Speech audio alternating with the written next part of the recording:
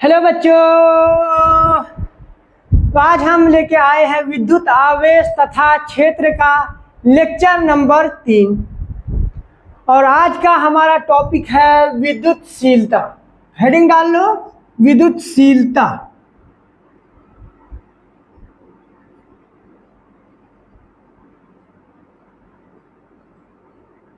विद्युतशीलता जिसे हम लोग परमिटिविटी भी बोलते हैं।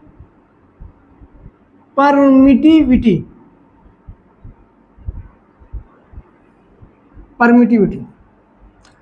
विद्युतशीलता किसी पदार्थ का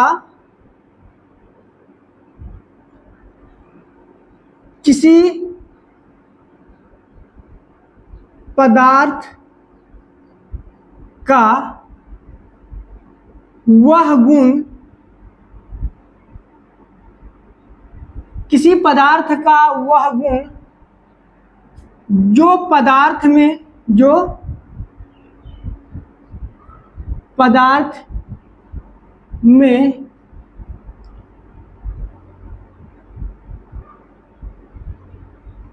विद्युत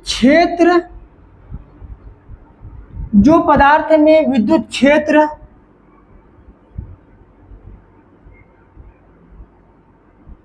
उत्पन्न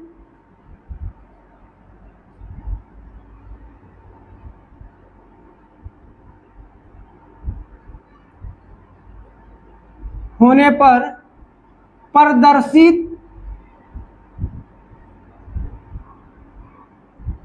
विरोध को बताता है या फिर विरोध की माप को बताता है।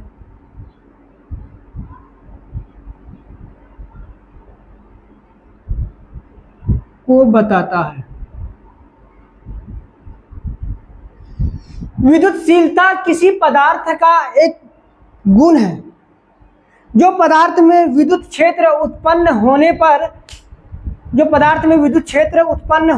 पर प्रदर्शित विरोध की माप को बताता है।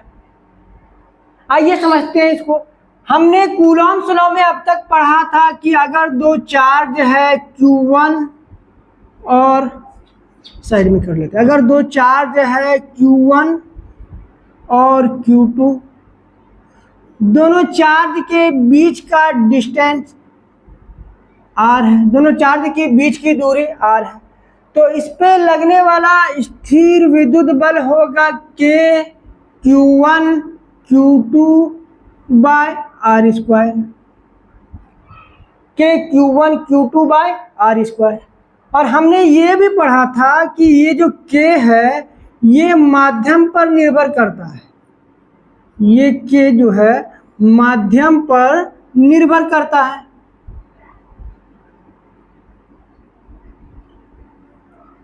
K माध्यम पे निर्भर करता है।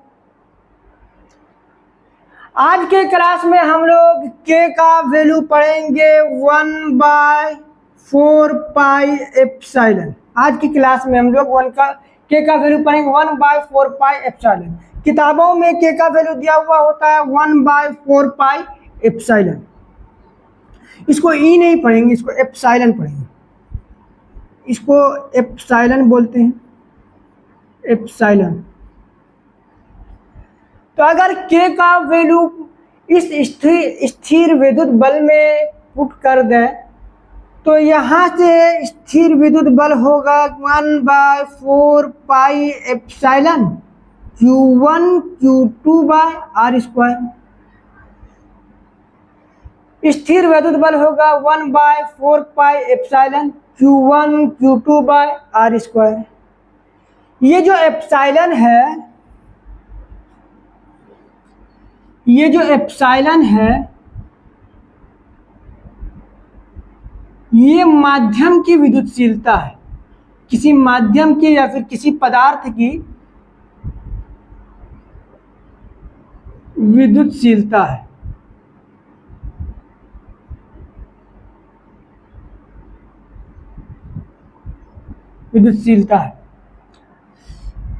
एप्सिलॉन का वैल्यू जितना ज्यादा होगा, मतलब विद्युतशीलता जितना ज्यादा होगा, स्थिर विद्युत बल उतना ही कम लगेगा।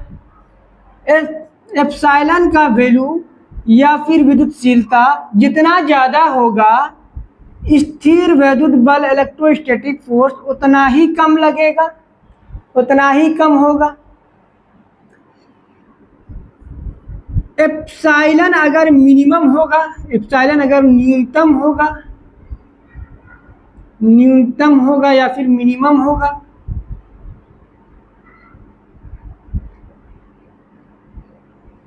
तो स्थिर वैद्युत बल अधिकतम होगा,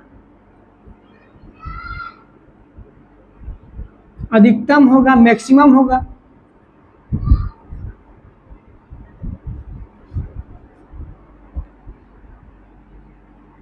मैक्सिमम होगा। एप्सिलॉन जितना कम, स्थिर वैद्युत बल उतना ज़्यादा लगेगा। एप्सिलॉन जितना ज़्यादा होगा, स्थिर वैद्युत बल उतना ही कम होगा। अच्छा, ये जो एप्सिलॉन जितना ज़्यादा होगा, स्थिर वैद्युत बल उतना कम लगेगा। और अगर एप्सिलॉन का वैल्यू अगर कम होगा, न्यूनतम होगा, तो स्थिर वैद्युत बल अधिकतम होगा, मैक्सिमम होगा। ठीक है, ये जो एप्सिलॉन है, एप्सिलॉन का वैल्यू न्यूनतम होता है, न्यूनतम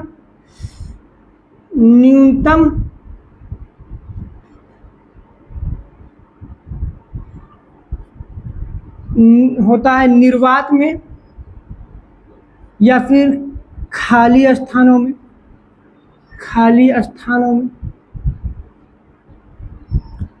एप्सिलॉन का वैल्यू न्यूनतम होता है निर्वात में या फिर खाली स्थानों में। तो स्थिर वैद्युत बल अधिकतम होगा,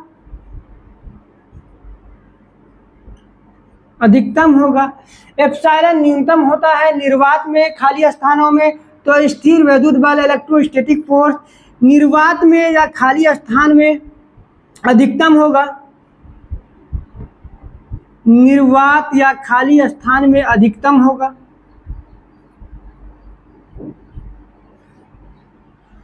एप्सिलॉन जितना कम, एप्सिलॉन न्यूनतम होगा, सबसे कम होगा निर्वात में, और स्थिर वैद्युत बल सबसे अधिकतम होगा, सबसे ज़्यादा होगा निर्वात में।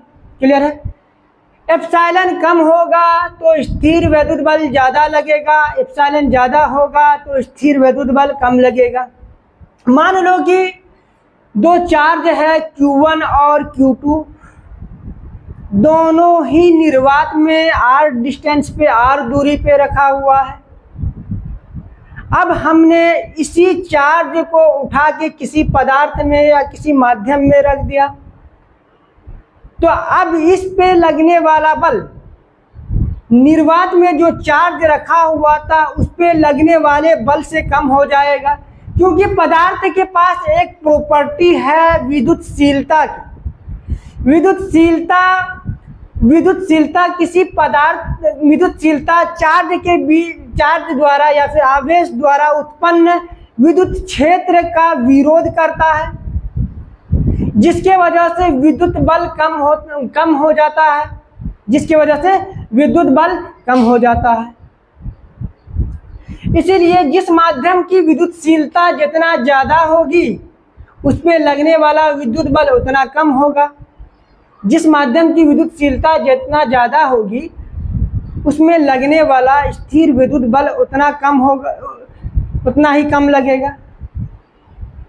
और अगर बात करें निर्वात की, तो निर्वात की विद्युतशीलता न्यूनतम होती है, तो इसलिए निर्वात में स्थिर विद्युत बल या इलेक्ट्रोस्टैटिक फोर्स मैक्सिमम होगा, अधिकतम होगा। तो निर्वात की विद्युतशीलता को हम लोग एप्सिलॉन नॉट लिखते हैं, इसको हम लोग एप्सिलॉन नॉट लिखते हैं, मतलब कोई माध्यम नहीं।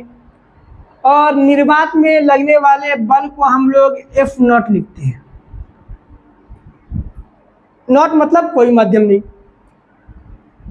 तो एप्सिलॉन का वैल्यू होता है 8.85 इंटू 10⁻⁻12 कूलम स्क्वायर पर न्यूटन मीटर स्क्वायर।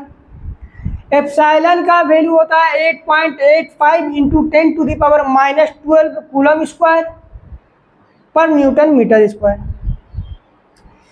ये जो निर्वात की विद्युतशीलता है, एप्सिलॉन नॉट है, ये किसी माध्यम की विद्युतशीलता से, किसी भी माध्यम की विद्युतशीलता से कम होता है। निर्वात की विद्युतशीलता सबसे कम होता है। किसी माध्यम की विद्युतशीलता निर्वात की विद्युतशीलता से ज्यादा होता है। तो अब निर्वात में लगने वाला स्थिर वैद्युत बल, निर्वात में किसी माध्यम में लगने वाला स्थिर वैद्युत बल, माध्यम में लगने वाला स्थिर वैद्युत बल निर्वात में लगने वाले स्थिर वैद्युत बल से कम होगा।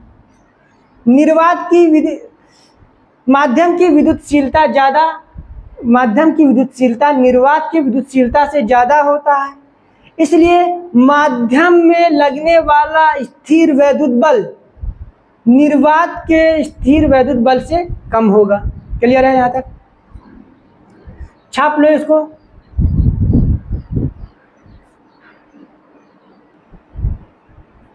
नोट कर लिए, मिटा दें इसको।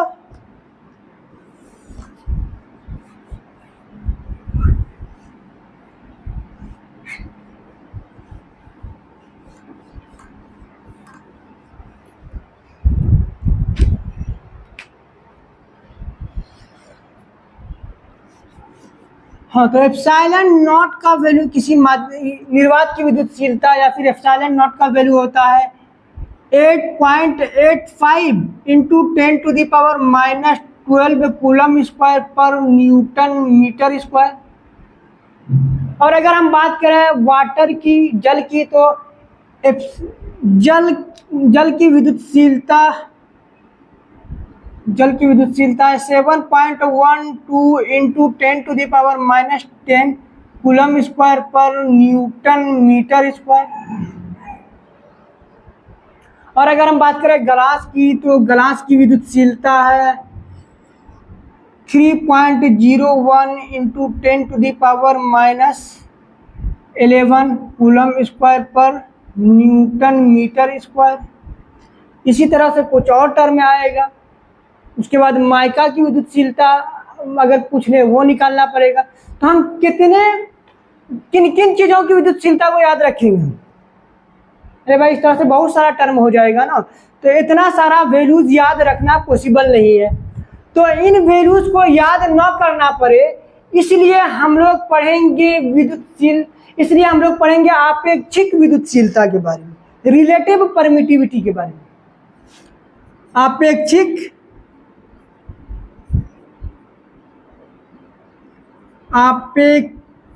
विद्युतशीलता,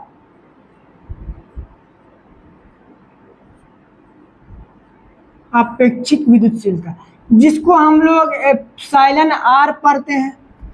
आपेक्षिक विद्युतशीलता को हम रिलेटिव परमिटिविटी पढ़ते हैं। रिलेटिव परमिटिविटी भी बोलते हैं।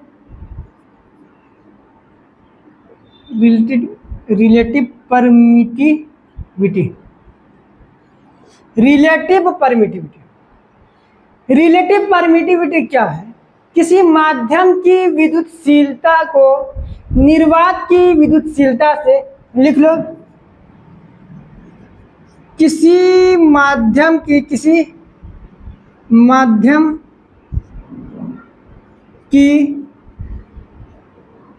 विद्युतशीलता को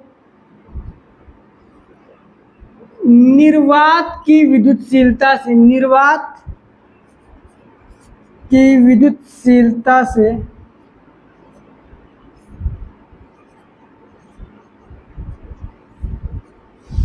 से भाग करने पर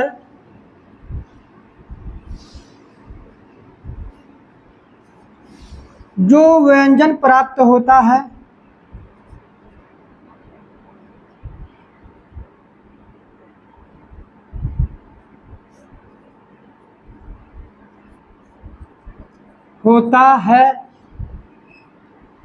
उसे ही आपेक्षिक विद्युतशीलता कहते हैं। इतना लिख लीजिए। या फिर ऐसे लिख सकते हैं, आपेक्षिक विद्युतशीलता बराबर किसी माध्यम की विद्युतशीलता, किसी भी माध्यम की विद्युतशीलता, किसी माध्यम की विद्युतशीलता डिवाइड बाय निर्वात की विद्युतशीलता, निर्वात की विद्युतशीलता। किसी माध्यम की विद्युतशीलता को निर्वात की विद्युतशीलता से भाग देने पर जो व्यंजन प्राप्त होता है उसे ही हम लोग आपेक्षिक विद्युतशीलता कहते हैं। इस साइड मिटा दें।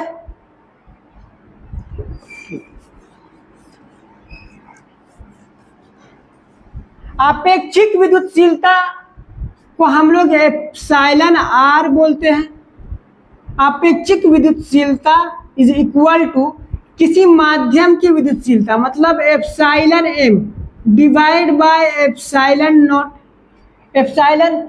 एप्सिलॉन आर आपेक्षिक विद्युतशीलता, एप्सिलॉन एम किसी माध्यम की विद्युतशीलता और एप्सिलॉन नॉट निर्वात की विद्युतशीलता।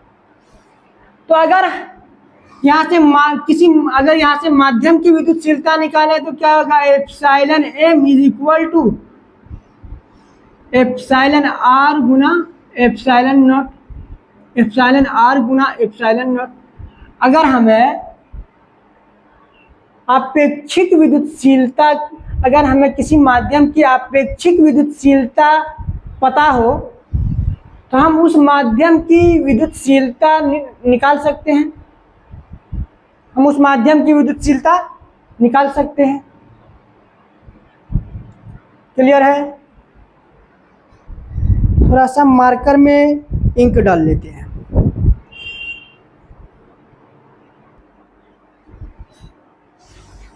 हाँ, तो आपेक्षिक विद्युतशीलता किसी माध्यम की विद्युतशीलता डिवाइड बाय निर्वात की विद्युतशीलता।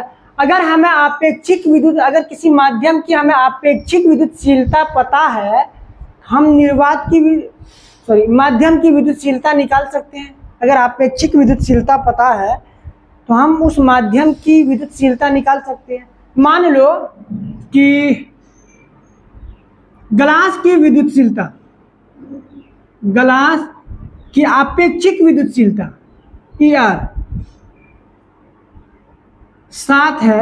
अगर ग्लास की आपेक्षिक विद्युतशीलता 7 है तो ग्लास की विद्युतशीलता क्या होगी? ग्लास की आपेक्षिक विद्युतशीलता अगर 7 है तो ग्लास की विद्युतशीलता क्या होगी? तो आपेक्षिक विद्युतशीलता ER एप्सिलॉन आर बराबर एप्सिलॉन एम। इस बार माध्यम क्या है? अभी ग्लास है तो एप्सिलॉन जी लिखेंगे डिवाइड बाय एप्सिलॉन नॉट। तो एप्सिलॉन जी, एप्सिलॉन आर क्या दिया है? 7 दिया है। 7 is equal to epsilon G divide by epsilon naught. तो यहाँ से एप्सिलॉन जी का वैल्यू निकल के आएगा 7 गुना एप्सिलॉन नॉट, 7 गुना एप्सिलॉन नॉट। मतलब ग्लास की विद्युतशीलता निर्वात की विद्युतशीलता से 7 गुना ज़्यादा है। ग्लास की विद्युतशीलता निर्वात की विद्युतशीलता से 7 गुना ज़्यादा है।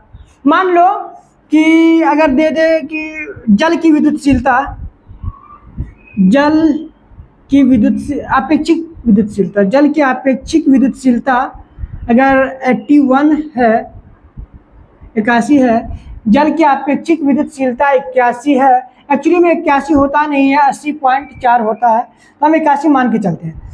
जल की आपेक्षिक विद्युतशीलता अगर 81 है तो जल की विद्युतशीलता क्या होगा? जल का विद्युतशीलता क्या होगा? जल का विद्युतशीलता क्या होगा?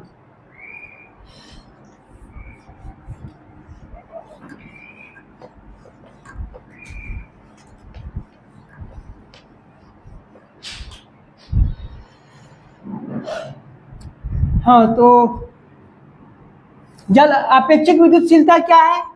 81 है और जल की विद्युतशीलता निकालना है हमें। आपेक्षिक जल की विद्युतशीलता डिवाइड बाय निर्वात की विद्युतशीलता, जल की विद्युतशीलता भागा निर्वात की विद्युतशीलता बराबर आपेक्षिक विद्युतशीलता कितना दिया हुआ है? 81 दिया हुआ है। तो जल की विद्युतशीलता 81 गुना ज्यादा होगा निर्वात की विद्युतशीलता से। जल की विद्युतशीलता निर्वात की विद्युतशीलता से 81 गुना ज्यादा होगा। अच्छा, इसको ऐसे भी समझ सकते हैं कि अगर जल की विद्युतशीलता निर्वात की विद्युतशीलता से 81 गुना ज्यादा है तो जल में लगने वाला स्थिर वैद्युत बल निर्वात में लगने वाले स्थिर वैद्युत बल का 1/81 गुना होगा। जल में लगने वाला स्थिर वैद्युत बल जल की विद्युतशीलता अगर निर्वात की विद्युतशीलता से 81 गुना ज़्यादा है तो जल में लगने वाला स्थिर वैद्युत बल निर्वात में लगने वाले स्थिर वैद्युत बल से 81 गुना कम हो जाएगा। 81 गुना कम हो जाएगा। क्लियर है? यहाँ तक क्लियर है? छाप लो इसको।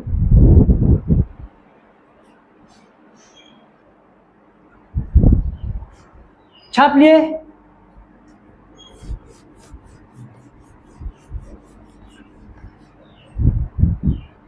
हाँ, तो जल में लगने वाला जल की विद्युतशीलता 81 गुना निर्वात की विद्युतशीलता से ज्यादा है तो जल में लगने वाला स्थिर वैद्युत बल निर्वात में लगने वाले स्थिर वैद्युत बल से 81 गुना कम होगा। ठीक है। अगर हम बात करें कि बात कर लेते हैं यहीं पे कि किसी माध्यम में लगने वाला बल, किसी भी माध्यम में लगने वाला बल निर्वात में लगने वाले बल का